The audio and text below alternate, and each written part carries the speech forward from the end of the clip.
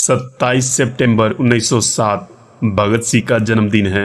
लेकिन जब भी भगत सिंह की चर्चा होती है तो ये चर्चा उनके जन्मदिन से ज़्यादा उनकी शहादत वाले दिन की होती है, क्योंकि भारतीय इतिहास में भगत सिंह इकलौते ऐसे क्रांतिकारी हैं जिन्होंने अपनी मौत को खुद ही डिजाइन किया था।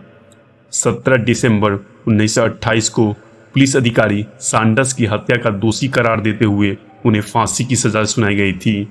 वो चाहते तो अपने मुकदमे की पैरवी के लिए वकील रख सकते थे, लेकिन ना तो सैंडर्स की हत्या की सुनवाई के लिए और ना ही सेंट्रल असेंबली में बम धमाके की सुनवाई के लिए उन्होंने कोई वकील नहीं रखा और इस तरीके से उन्होंने अपनी नियति खुद चुना। लेकिन बार बार एक सवाल उठता है कि महात्मा गांधी और नेहरू चाहते तो भगत सिंह की फांसी रुक सकती थी, उन्हें बचाया जा सकता था। तो क्या वाकई में ऐसा हुआ था या फिर सिर्फ ये ख्याल है? हवा में रहेगी मेरे ख्याल की बिजली, ये मुस्तैक खाक है फानी, रहे रहे ना रहे। 27 सितंबर 1907 को पैदा हुए और 23 मार्च 1931 को फांसी चढ़कर शहीद हुए भगत सिंह ने इन लाइन को अपनी जेल डायरी में लिखा था। ये लाइनें अपने आप सब कुछ बयान कर देती है, फिर भी परिस्थितियों को थोड़ा समझने की कोशिश करते हैं। सैंडर्स की हत्या के बाद भगत सिंह, राजगुरु और जयगोपाल भाग निकले थे। 8 अप्रैल 1929 को सेंट्रल असेंबली में धमाके के बाद भी भगत सिंह और बटुकेश्वर दत्त चाहते तो वहां से भाग निकलते, लेकिन वो रुके रहे, पर्चे फेंकते रहे और क्रांतिकारी नारा लगाते रहे।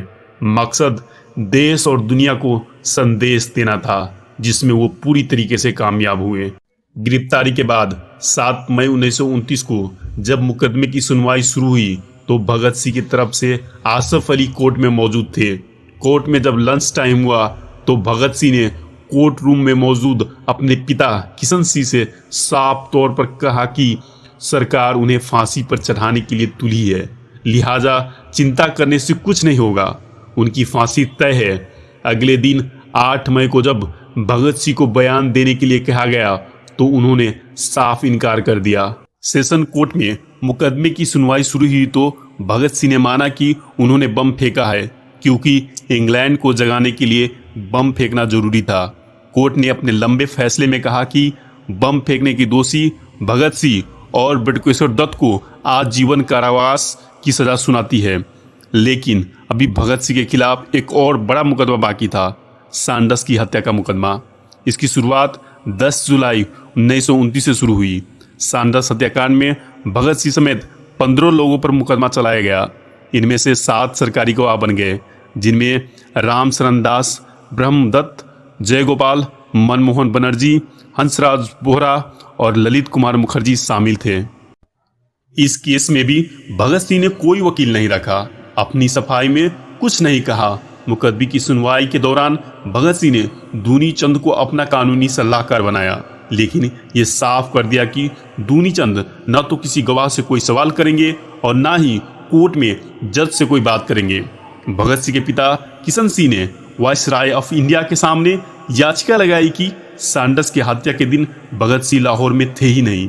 जब भगत सिंह को पता चला तो उन्होंने अपने पिता पर गुस्सा किया और पत्र लिखकर कहा कि मुझसे मशवरा किए बिना आपको ऐसा पत्र नहीं लिखना चाहिए था। आखिर वही हुआ। 7 अक्टूबर 1930 को सैंडर्स की हत्या का दोषी पाते हुए कोर्ट ने भगत सिंह, सुखदेव और राजगुरु को फांसी की सजा सुनाई। और अब बात महात्मा गांधी और नेहरू की कि उन्होंने भगत सिंह को क्यों नहीं बचाया। तो 14 फरवरी 1931 को पंडित मदन मोहन मालवीय ने वायसराय के सामने अपील की और कहा कि भगत सिंह की फांसी को आजीवन कारावास में बदल दिया जाए। उनकी अपील खारिज कर गई। 16 फरवरी को एक और बंदी प्रत्यक्षीकरण याचिका खारिज हो गई। फिर 18 फरवरी को महात्मा गांधी की वायसराय से बात हुई, जिसमें महात्मा गांधी ने वायसराय से कहा कि उन्हें भगत सिंह और उनके साथियों की फांसी की सजा खत्म कर देनी चाहिए। यंग इंडिया में महात्मा गांधी ने लिखा कि वायसराय ने उनसे कहा कि फांसी तो खत्म करना मुश्किल है, लेकिन उसे अभी के लिए टाला जा सकता है। लेकिन वायसराय अपनी बात पर कायम नहीं रहे। 24 मार्च को भगत सिंह और उनके साथियों की फांसी की तारीख मुकर्रर हो चुकी थी। 19 मार्च को महात्मा गांधी ने वाइसराय इरविन के सामने फिर से मुद्दा रखा कि भगत सिंह की फांसी को टाला जाए, लेकिन इरविन ने इनकार कर दिया। दूसरी तरफ महात्मा गांधी ने आसफ अली को भगत सिंह के पास भेजा ताकि भगत सिंह से वादा करवा सके कि उनकी सजा माफ हो जाएगी तो वो हिंसा के रास्ता छोड़ देंगे। भगत सिंह ने आसिफ अली से मिलने से भी इनकार कर दिया। भगत सिंह अड़े रहे। फिर महात्मा गांधी ने 21 मार्च और 22 मार्च को लगातार 2 बार इरविन से बात की। इरविन नहीं माने।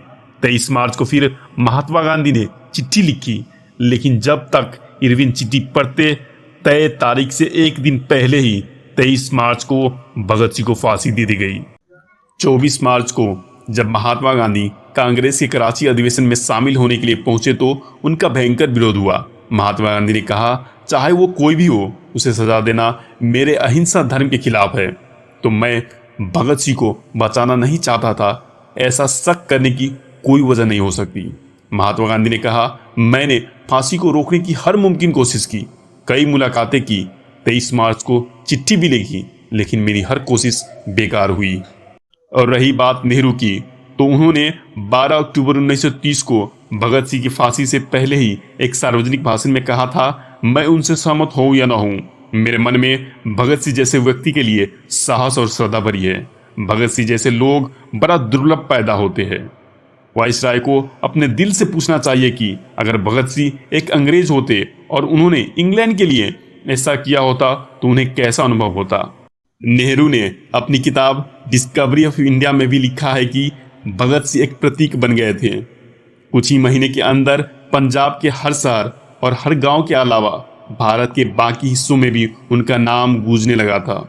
उन पर अनेकों गीत रचे गए और उनने जो लोकप्रियता पाई वो बहुत दुर्लभ पाती है। और रही बात इसकी कि अगर भगत सिंह की फांसी रुक गई होती तो क्या होता, तो उसका सबसे अच्छा उदाहरण बटुकेश्वर दत्त है। भगत सिंह को फांसी सांडस की हत्या वाले केस से हुई थी। सेंट्रल असेंबली में बम फेंकने वाले मामले में भगत सिंह और बटुकेश्वर दत्त को उम्र कैद की सजा हुई थी। भगत सिंह की फांसी के बाद बटुकेश्वर दत्त को काला पानी भेज दिया गया। 15 अगस्त 1947 को आज़ादी के बाद नवंबर में उन्होंने शादी की, घर चलाने के लिए एक सिगरेट फैक्ट्री में नौकरी की, खुद की एक बिस्कुट फैक्ट्री भी खोली, लेकिन कुछ काम न आया। पटना में बस के परमिट के लिए कमिश्नर से मिलने गए तो कमिश्नर ने उनसे स्वतंत्रता सेनानी होने का प्रमाण पत्र तक मांग लिया। 1964 में बटुकेश्वर दत्त गंभीर रूप से बीमार पड़े। उन्हें कैंसर हो गया था। दिल्ली के एम्स में 20 जुलाई 1965 को उन्होंने अपनी आखिरी सांसें ली।